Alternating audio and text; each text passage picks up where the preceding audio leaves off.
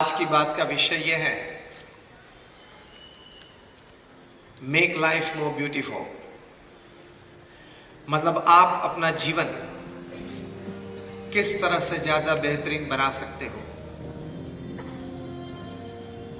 भगवान ने हमें मनुष्य जीवन तो दिया है, ये 70-80 साल का मामला है।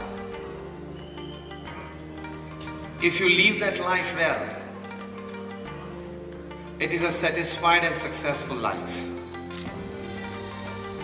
If you cannot live that life well, it is a dissatisfied and a failed life. ये 70-80 साल का जीवन किस तरह से जीना है, वो इस पृथ्वी पे सभी नहीं जानते हैं। सुबह उठते हैं, कुछ घर का काम करते हैं, चाय नाश्ता करते हैं, दफ्तर के लिए तैयार होते हैं, काम धंधे पे चलते हैं, कुछ 8-10 घंटा ऑफिस में काम करते हैं, जिनका जो व्यवसाय हो वो करते हैं। फिर शाम को वापस आते हैं, घर बैठते हैं, कुछ न्यूज़पेपर पढ़ते हैं, टीवी देखते हैं, कोई व्यसन हो तो पान मसाला करते हैं, फिर खाते पीते हैं, कुछ टीवी शो देख के सो जाते हैं। 99.9% people upon this earth live this lifestyle. Hi Anand, इसमें जीवन की जो महक आनी चाहिए, जीवन में जो सद्गुण प्राप्त होने चाहिए, जो एक बेसिक अंडरस्टैंडिंग है कि life is much beyond materialistic pleasures, life is much beyond materialistic gains in life. वो एक जो बेसिक अंडरस्टैंडिंग है, इसकी जो अगर क्लैरिटी ना हो तो पृथ्वी पे से तो रोज 1.5 लाख व्यक्ति विदा लेते हैं। 24 घंटे का दिन, 86,200 सेकंड्स का ये दिन है, उसमें 1.5 लाख लोग विदा लेते हैं। मतलब every 2 seconds 3 people leave this earth।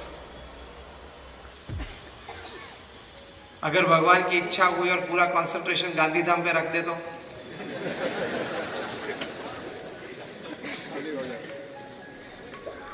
क्योंकि वो तो हमारे बस की बात तो है नहीं, वो घटना तो हमारे काबू में तो है नहीं। कहने की बात यह है कि कल पैदा हुए थे, आज जवान हो गए, कोई वृद्ध हो गए, कल चले जाएंगे। किस प्रकार के विचार से हम जीवन जिए, किस प्रकार की भावनाओं से हम कार्य करें, किस प्रकार की सोच हम जीवन में रखें ताकि हमारा वर्तन पवित्र हो। तो इस प्रकार का एक जीवन जब हम जिएंगे तभी हमको जीवन में संतोष और आनंद रहेगा। If at the end of your life you cannot put your hand on your chest and tell yourself, yes, I lived, it is not a life well lived.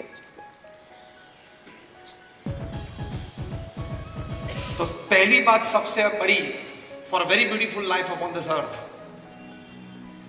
कि हमारे विचार स्पष्ट होने चाहिए, विचार हमारे ऊंचे होने चाहिए, विचार हमारे पवित्र होने चाहिए। ऊंचे विचार, स्पष्ट विचार और पवित्र विचार से व्यक्ति सुखी हो सकती है। Your life becomes more beautiful, क्योंकि man at the end of the day is a bundle of his own thoughts। जो विचार हम पूरा दिन करते हैं शाम को हो जाते हैं, जो विचार हम पूरी जिंदगी करते हैं जिंदगी के अंत में हो जाते हैं। तो विचार की एक परिपक्वता चाहिए,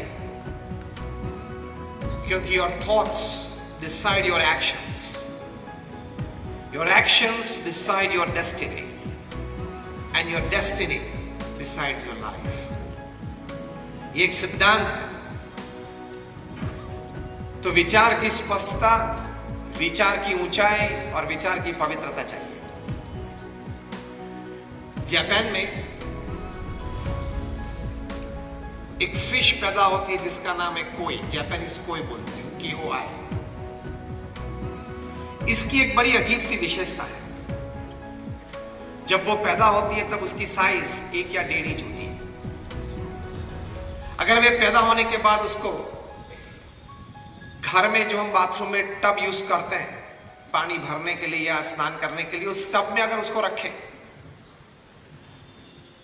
तो जिंदगी में वे सिर्फ 2 या 3 इंच बड़ी होती है। अगर वही कोई मछली को पैदा होने के बाद तुरंत ही कोई बड़ी वाटर टैंक पर रखी जाए, 10 बाय 10 या 10 बाय 20 की साइज हो, उसमें अगर रखी जाए तो वो मछली अपनी जिंदगी में 8 से 10 इंच बड़ी होती है। वही जापानीज कोई मछली को जो पैदा होने के वक्त 1 या 1.5 इंच की थी, उसको अगर बड़ा तालाब हो उसमें रखा जाए, इन अ लेक, तो अपनी जिंदगी में उसकी साइज बड़ी होते हुए 2-3 फीट बढ़ती है। कई दशकों तक वैज्ञानिकों के मन में यह रहा कि how with the same gene and the same DNA, genetic वही है, डीएनए भी वही है, तो वही जीन्स या वही डीएनए है तो भी ये मछली कोई 2-3 इंच बड़ी होती है अपने जीवन में, कोई है तो 8-10 इंच बड़ी होती है, कोई है तो 2-3 फीट बड़ी हो जाती है। बहुत संशोधन किया उसके बाद एक कंक्लूजन रिपोर्ट तैयार हुआ और कंक्लूजन रिपोर्ट में यह लिखा था कि the growth of this fish depends upon its acceptations of the limitations for growth. ये मछली, उसका विकास किस पर निर्भर है? तो वो अपने आप को जिस मर्यादा में सीमित कर देती है कि ये मेरी मर्यादा है जीवन में विकास की मेरी ये मर्यादा है, उस प्रकार से उसकी सोच बनती है और इस सोच के अनुसार उसका विकास होता है।